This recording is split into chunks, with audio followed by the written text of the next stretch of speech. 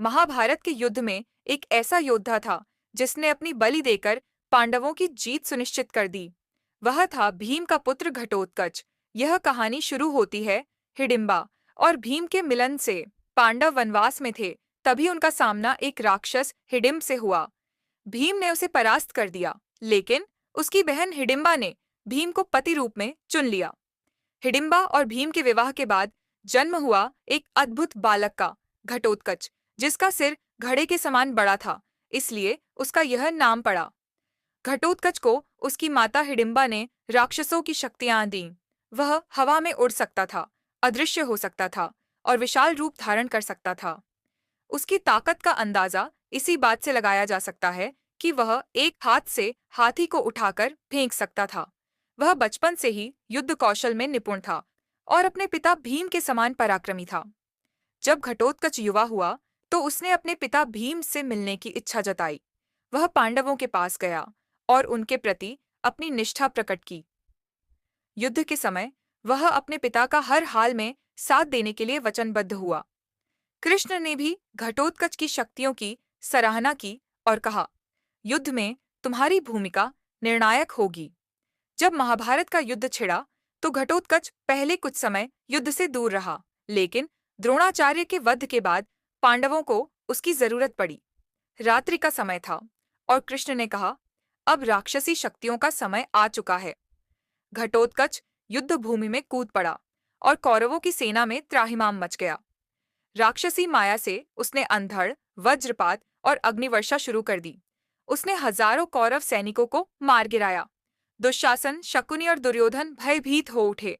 शकुनी चिल्लाया, अगर इसे रोका नहीं गया तो पूरी सेना नष्ट हो जाएगी। कर्ण ने भी देखा कि अब युद्ध उसके हाथ से निकल सकता है। कर्ण और घटोत्कच आमने सामने आए। कर्ण ने उसे शक्ति और धनुष से हराने की कोशिश की, लेकिन घटोत्कच पर कोई असर नहीं हुआ। राक्षसी मायावी शक्तियों से उसने कर्ण पर पलटवार किया।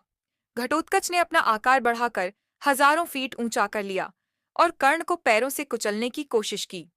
कर्ण के पास एक अंतिम उपाय था, इंद्र से प्राप्त दिव्य शक्ति, लेकिन वह इसे अर्जुन के वध के लिए बचाकर रखना चाहता था। दुर्योधन ने कर्ण से कहा, अगर इसे अभी नहीं रोका गया तो हम कल का सूरज नहीं देख पाएंगे। कर्ण उलझन में था, अर्जुन को मारे या घटोत्कच को। आखिरकार उसने अपनी दिव्य शक्ति घटोत्कच पर प्रयोग करने का निर्णय लिया। जैसे ही कर्ण ने दिव्य शक्ति छोड़ी, घटोत्कच मुस्कुराया।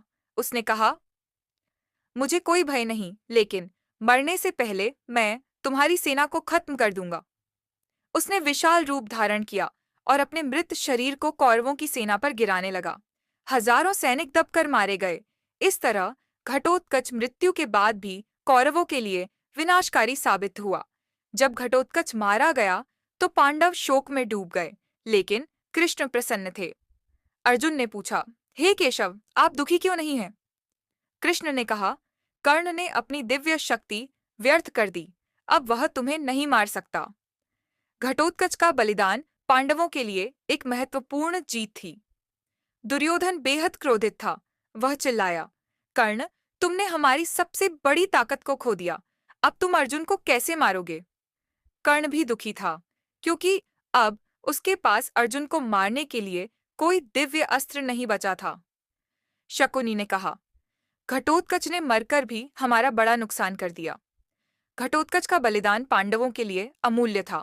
उसकी माया, शक्ति और वीरता ने पांडवों को विजय की ओर बढ़ा दिया। अगर घटोत्कच नहीं होता तो शायद अर्जुन कर्ण के हाथों मारा जाता। महाभारत में घटोत्कच केवल कुछ घंटों के लिए लड़ा, लेकिन उसने हजारों सैनिकों और कौरवों की सेना को खत्म कर दिया। यही कारण है कि उसे महाभारत के सबसे महान योद्धाओं में गिना जाता है।